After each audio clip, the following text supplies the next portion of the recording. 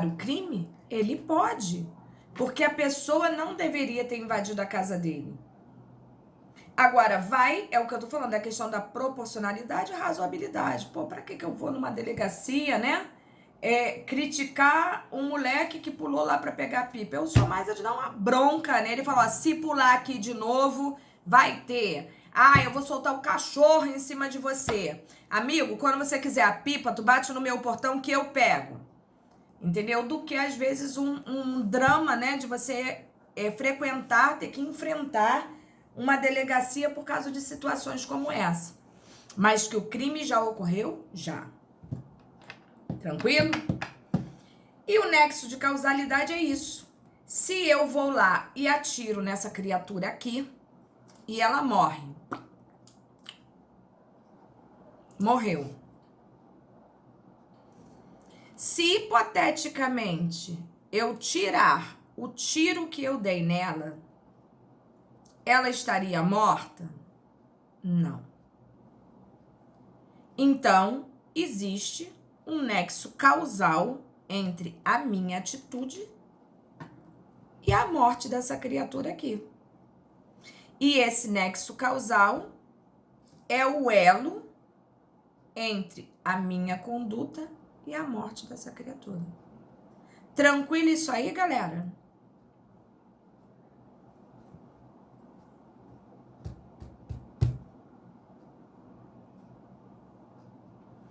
Então, olha bem, o nexo de causalidade integra o fato típico, né? Porque se não tiver causalidade, nem existe fato típico. A verdade é essa, tem que ter um nexo causal para aquilo ali ter ocorrido. O resultado é ou não imputável a gente. Por quê? Se eu dou um tiro, esse tiro pega de raspão no braço. De raspão. Tiro de raspão no braço, em tese, não mata ninguém, né? Vai fazer um curativo e vai para casa. E eu tô falando de uma arma normal, não tô falando de um fuzil, tá, gente? E aí, um tiro de raspão, você vai para casa com um machucadinho no braço. Mas aí, no momento que eu dou o tiro nela, que pega no braço de raspão, ela tem um derrame e morre. Aí vem a pergunta. Tiro de raspão no braço, mata alguém de derrame? Não. Então a causa daquela morte tem a ver comigo? Não. Porque não existe um nexo causal entre a minha conduta e a morte daquela criatura. Foi um azar ela ter tido um derrame naquele momento ali. Entenderam que é nexo de causalidade? Ah, de susto? Tá bom. Tá certo. Tranquilo, gente. Bom demais saber que vocês estão entendendo. Bom, então vamos lá.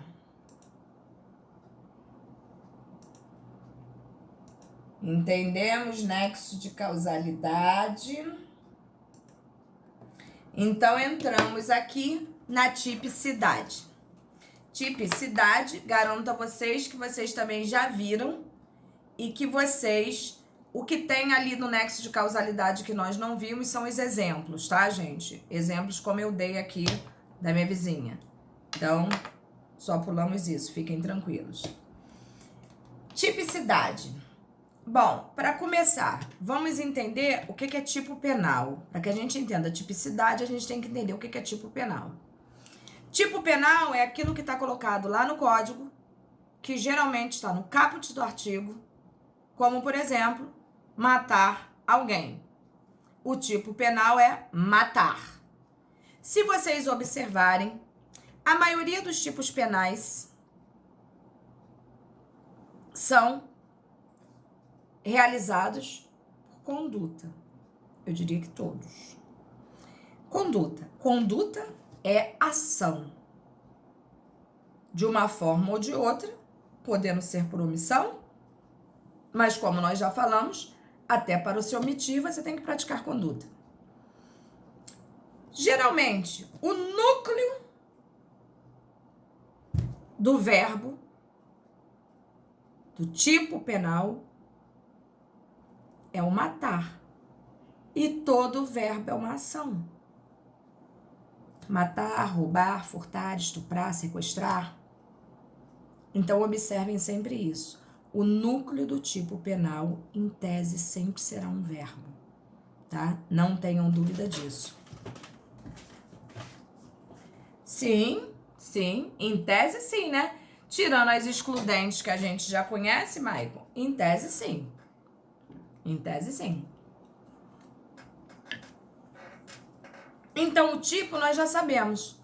É aquilo que está colocado lá, positivado no código, abstratamente.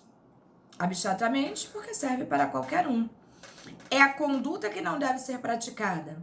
É uma conduta negativa, né? Que deve ser negada pelo ser humano. E é isso que tem que ter na mente de todos. Já a tipicidade é um pouquinho diferente. Na verdade, o código rejeita aquela conduta, né, Maicon?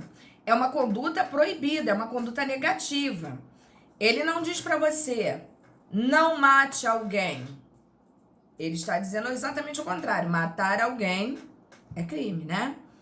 Lá só tem matar alguém. Não diz como, quem, onde, né? Mas é mais ou menos isso aí. E a tipicidade resulta da análise de uma conduta realizada no plano concreto. É quando a gente pratica aqui, né, concretamente, a conduta que está lá no código em abstrato. Deu para entender aí, galera?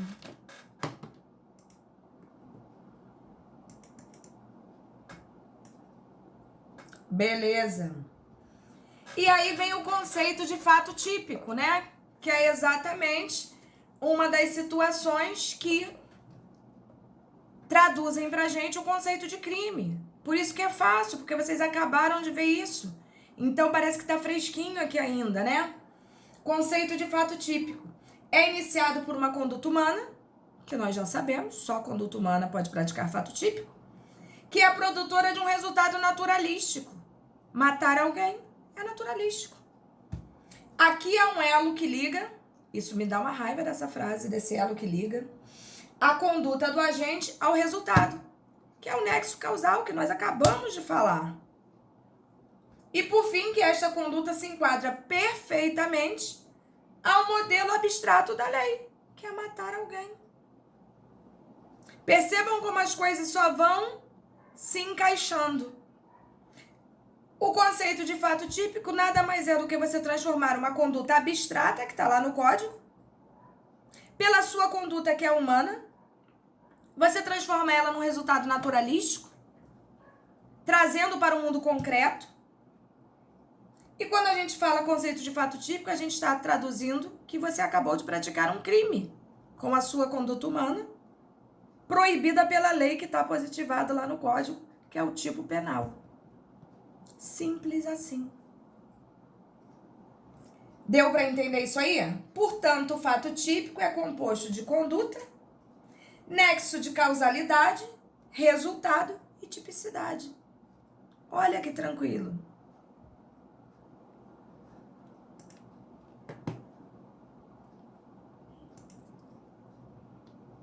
Conceito de tipo penal.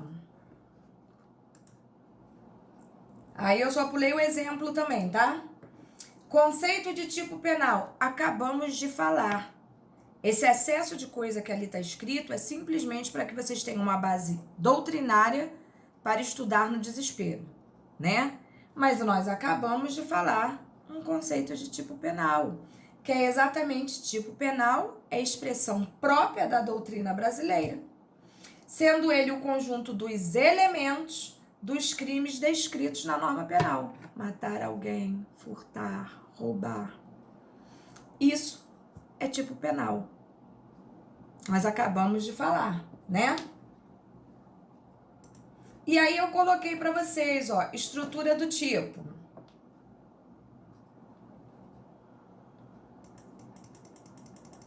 Fiz esse quadrinho aí para que vocês possam depois tirar as duvidazinhas, né? Tipo penal igual a núcleo mais elemento mais circunstâncias qualificadoras e privilegiadas. E os elementos são objetivos, subjetivos e normativos. E aí eu fiz o quadrinho para vocês, ó. Das elementares, objetivas, subjetivas e normativas, que nós não vamos estudar isso agora, é só para que vocês tenham conhecimento de que existem, porque isso é matéria de Penal 2. Mas a gente não pode passar direto por ela sem que vocês tenham pelo menos o conhecimento de sua existência.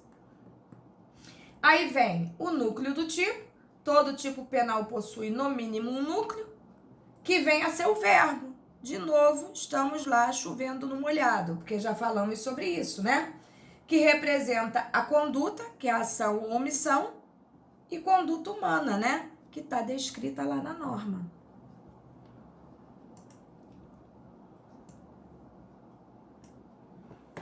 A classificação das elementares, elas podem ser classificadas em absolutas e relativas. E é muito simples, por mais que vocês achem que não, é muito simples. As absolutas, elas demonstram pra gente que falta uma elementar tão pesada que traduz quase que um crime impossível de acontecer. Como exemplo que eu coloquei ali pra vocês, ó. Subtrair o próprio relógio, supondo ser de outrem. Eu vou lá, pego o meu próprio relógio, achando que eu tô subtraindo o relógio do William. E aí, quando eu vejo, eu não subtraí relógio de ninguém, subtraí o meu próprio. E olha aí, ó. Não pratico o delito de furto. Claro que não. Como é que eu furtei aquilo que é meu? Pois está ausente a elementar coisa alheia. Essa elementar coisa alheia é a base, é a importância do crime de furto. Se eu retiro essa elementar que é tão pesada, tão criteriosa e furto o meu próprio relógio, eu não pratiquei crime nenhum, não posso nem falar que eu furto o meu próprio relógio. Faltou a elementar coisa alheia, o que vai descaracterizar, inclusive, qualquer crime praticado por mim. Por isso é absoluta, porque faltou uma elementar tão própria do crime que não tem como ser configurado crime. Tranquilo isso aqui?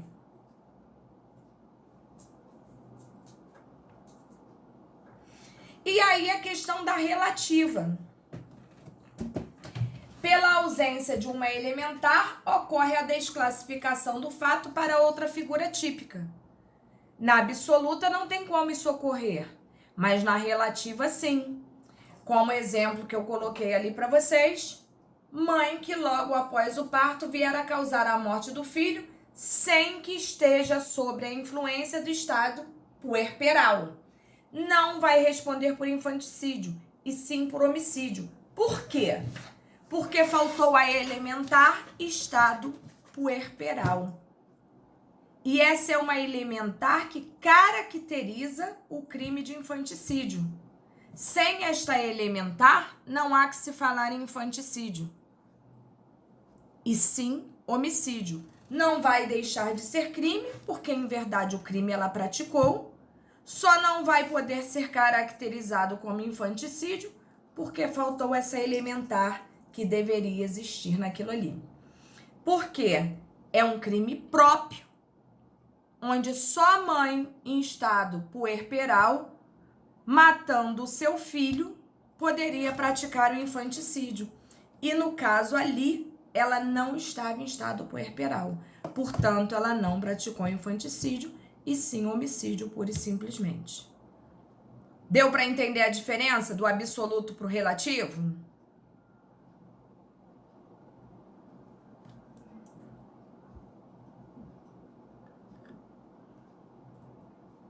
Só o Michael?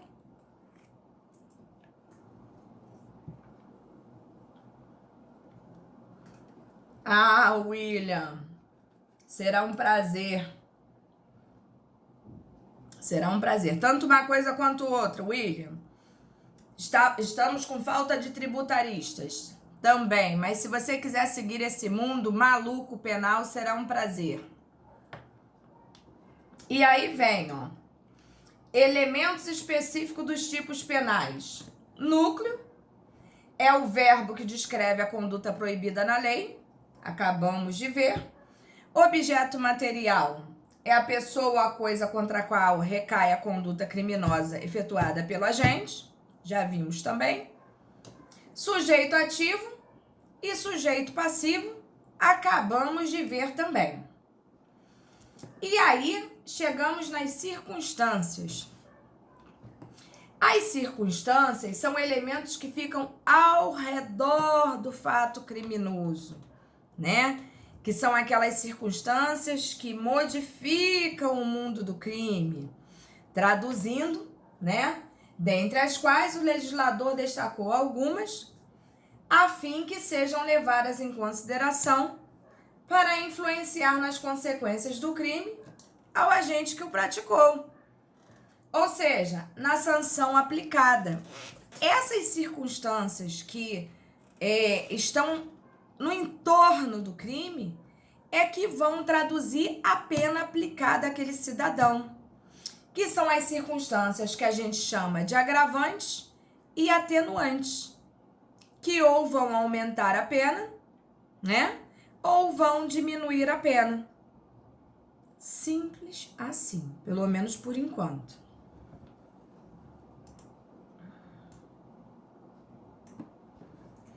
E entramos aqui na estrutura do crime doloso e do crime culposo.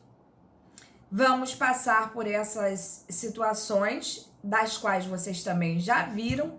Lá no início das nossas aulas, nós falamos sobre isso, né? Eu lembro que teve muita pergunta sobre dolo eventual, que nós debatemos a beça sobre isso, que era até aquela questão do dirigir depois que a pessoa bebe, né? E teve até aluno, olha que memória, hein? Teve até aluno me perguntando se a pena é igual, e nós acabamos discutindo todas essas questões aqui, lá no início das nossas aulas, quando eu diferenciei para vocês o que era dolo e o que era culpa. Então, vocês vão ver que realmente vocês já conhecem tudo que está aqui. E vamos lá. Dolo, nós já sabemos que é uma vontade dirigida, né, a um fim. E a vontade de obter esse fim, né, de gerar um risco. Eu diria assim que quando a gente tem dolo, o resultado é naturalmente criminoso. Você está quase que em busca, quase não, você está em busca de um resultado ilícito. O dolo traduz isso, né?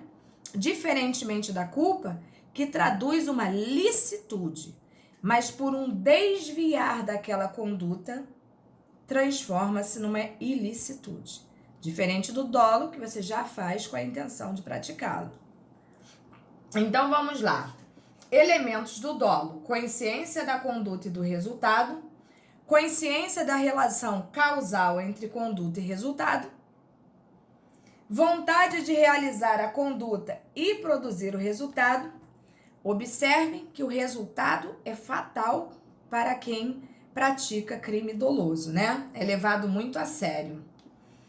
E os tipos de dolo, que nós vamos passar por ele, e que, graças a Deus, em Penal 2, vocês sofrerão tudo isso de novo de maneira mais abrupta. Olha que professora, eu tô sendo sádica com vocês. Dolo direto. O agente prevê o resultado e deseja o resultado. Tem previsão e vontade. Esse é um dos dolos mais comuns, né, que existem. Dolo indireto. Dolo indireto, ele pode tanto ser alternativo quanto pode ser eventual. E nós vamos entender uma coisa e outra nesse momento. O dolo alternativo, o agente prevê um ou outro resultado. E quer um ou outro resultado. Não importa para ele. Matar ou ferir. O que vier para ele tá ótimo. Um ou outro. Por isso é alternativo. O dolo eventual, o sujeito prevê o resultado, não quer o resultado, mas não recua. Não recua. Ele assume esse risco, tá? Se o resultado sobrevier, lhe é indiferente, ele não está nem aí. Ele assume o risco da produção do resultado. O dolo eventual é equiparado ao dolo direto, inclusive não existindo qualquer diferenciação quanto à aplicabilidade da pena, tá, gente? Por isso que as pessoas falam, vai lá, vai dar dolo eventual para ele. Não se preocupe, é a mesma pena. Não tem diferenciação, não. E aí vemos o dolo geral aqui, ó. O dolo geral abrange o fato típico por inteiro. O exemplo que eu coloco ali para vocês é o seguinte. Batista quer matar Asdrúbal. Desfere 20 facadas e, pensando já estar Asdrúbal morto, o joga no rio.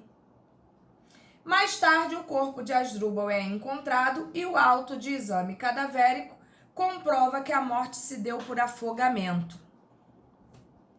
Pouco importa, né? Morreu. Embora a morte não tenha se dado como Batista imaginou, seu dolo abrange toda a prática criminosa, havendo, neste caso, apenas um homicídio doloso. E por que a gente fala isso? Porque o aluno, quando está iniciando, ele tem a tendência a falar, pô, então ele matou 2 vezes. Não, a gente só mata uma pessoa uma vez. Portanto, a gente só responde pelo crime de homicídio com uma pessoa uma única vez. Mas ele matou esfaqueando, professora. Ótimo, ele pensou que matou esfaqueando, mas jogou no rio, se afogou, morreu afogado. Se ele não tivesse esfaqueado e não tivesse jogado no rio, ele não teria morrido afogado. Então abrange toda a conduta criminosa, sem interrupção, tá? Por isso é dolo geral, pega tudo. O dolo de dano, o sujeito quer a produção do dano ou assume o risco de produzi-lo. O dolo de perigo, o agente deseja apenas expor o bem jurídico a perigo. Ele não quer o dano e nem assume o risco de produzi-lo. Mas tudo é dolo. É isso que a gente tem que ter em mente. Já a culpa é bastante diferenciada, nós vamos ver, inclusive, que os elementos da culpa são muito mais dilatados do que o do dolo, uma vez que a culpa traduz uma atitude lícita, diferente do dolo, que traduz uma atitude ilícita, uma conduta ilícita, né? Culpa. A culpa é um elemento normativo porque demanda a elaboração de um juízo de valor. Elementos da culpa. Olha a quantidade de elementos que tem a culpa, meu povo. Conduta do agente, inobservância do dever de cuidado, que traduz em negligência, imprudência e imperícia. Previsibilidade objetiva, ausência de previsão, porque às vezes também ocorre esse tipo de coisa. Resultado involuntário, até porque se fosse voluntário seria dolo. Nexo de causalidade e tipicidade. Então, por aí a gente vê que a culpa por si só, ela demanda até mais trabalho naquilo que seria a observação de quem vai decidir por aquela criatura, né? E aí vem, ó, a explicação da conduta. No dolo, a vontade de agir é dirigida à obtenção de um resultado ilícito, como nós já falamos aqui. Na culpa, a vontade de agir é dirigida a um resultado lícito.